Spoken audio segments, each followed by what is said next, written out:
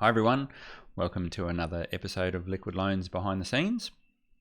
Today we're going to have a look at collateral ratios within the system.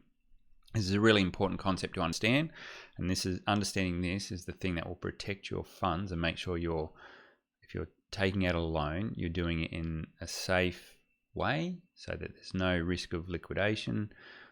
We've already covered a few liquidation examples in previous videos, so if you want to understand what that process is all about, by all means go back and check those videos.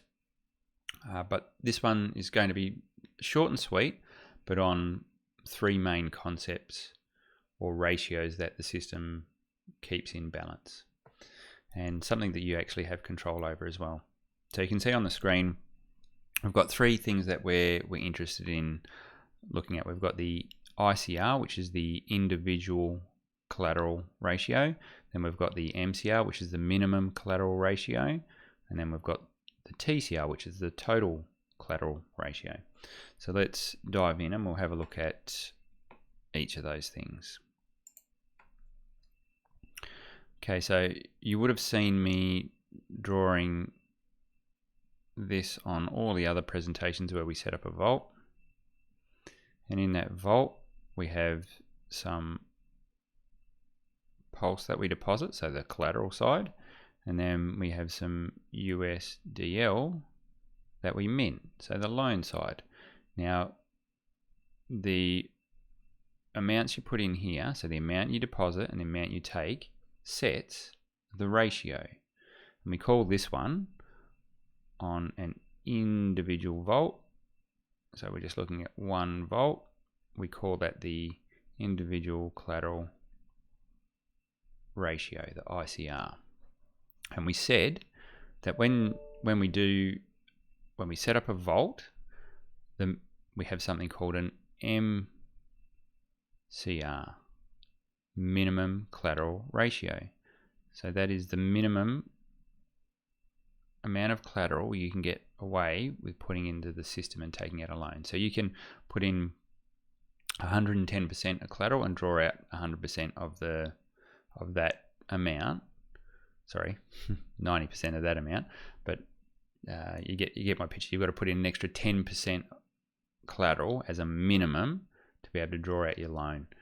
So the example we used is if you put in $2,200, you could draw out a $2,000 loan. So that's done at the minimum collateral ratio of 110%.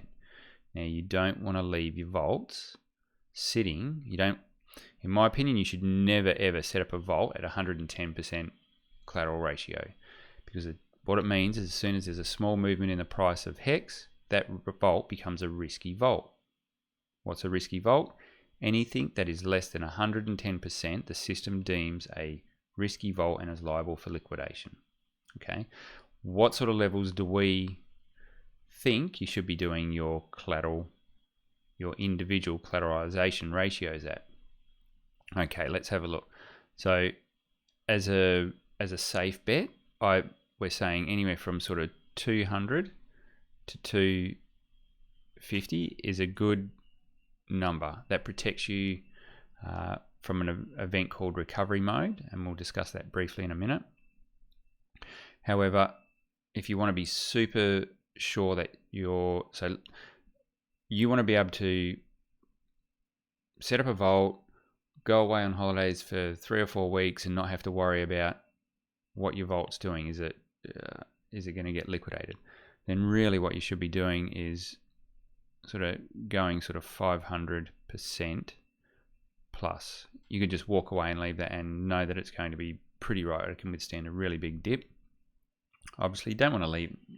I'm being hyperbolic here. You don't want to just go away and forget about these things. Keep an eye on them.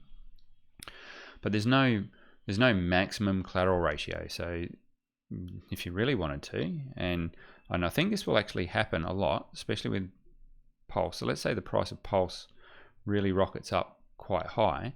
There's nothing wrong with you having 5,000%. It just means you're parking your funds there, so you never want to sell your Pulse, but you want to be able to realize some of the funds out of it.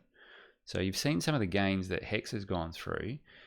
You don't have to go taking out crazy collateral loans. You can put in a fair whack of Hex, leave it sit there, never have to sell it, and then just take a small component of it. Obviously, you can't use Hex in this system, but just by way of example, Hex has grown that much that you could afford to have a 5,000% individual collateral ratio in your vault, draw out a good chunk of USDL, so mint a bunch of USDL that you could go and use and not be in any risk of your vault turning into a risky vault. So that's just a bit of a guide on some of the things you can think about and how you might like to set your individual collateral ratios. What I'd suggest is when you're getting started with the system, don't even consider doing anything down near the minimums. Set something up in sort of this range here as a minimum with a small amount of money, just to test the system and understand how it works, how stable it is, how the pieces of the puzzle fit together. So learn how to drive the system. Same as with what you went through with Hex, you've got to learn how it works. Otherwise, people start emergency end staking and all sorts of things when they don't know how to drive the tool that they're using. All right, I think we've covered that well enough now. So I hope I've really drilled that home, that you do not want to be doing it at 110%. Get your collateral ratios at a safe level. Okay, let's clear this up a little bit, because we'll look at something else that's important, and that is the TCR, the total collateral ratio. Let's get all this tidied up. Great. Okay, so you can imagine that in this system we have more than one vault setup. In actual fact, users will come and set up multiple vaults, so we end up with a series of these vaults created by all different users. And what the system does is it looks across all of these vaults in the system, and it comes up with something called the TCR, or total collateral ratio. Now you could imagine if you had this one set at 110%, which by the way is a risky vault, as I've just mentioned. This one was set at 150, 200, 500, 1000. Okay, so we've got a range of different users with different collateral ratios. You would take a sum of all of these and work out, so how much collateral has been put into the system, how much debt is sitting there against that collateral, and that would give you a total collateralization ratio. Now, just for a bit of a reference, Ethereum, so there's a version of this running on Ethereum under the Liquidity protocol, and that currently, the TCR on that system, there's a fair few loans taken out on that system, sits at 230, I've got it here, 232% total collateralization ratio. So you've got a mixture of people with different vault individual ratios, and that the combination of all of those arrive at this total collateral ratio. And that's a healthy system. That's nice and healthy. What that means is there's ample collateral to back up all the minted USDL within the system, because that's what this is. It's a fully collateralized stablecoin factory. Okay, so every time you take a loan out, you're minting that stablecoin, and we've said it needs to be fully collateralized. So what this means is the system's really healthy. There's enough, in this instance, Pulse would be sitting behind it to maintain the system's solvency. Now, there is something called recovery mode, and when the TCR hits 150%, okay, now it might be I'd have to double check whether it's equal to or just less than 150%. So if the TCR falls below that, is less than 150%, then we go into recovery mode. Okay, now I'm not going to go into recovery mode in depth in this video because we're already getting up to the 10-minute mark. We'll do another video just on recovery mode, but it's important to understand that if you keep your individual collateral ratio, so this individual ratio, above 150, then you're safe should the system enter recovery mode.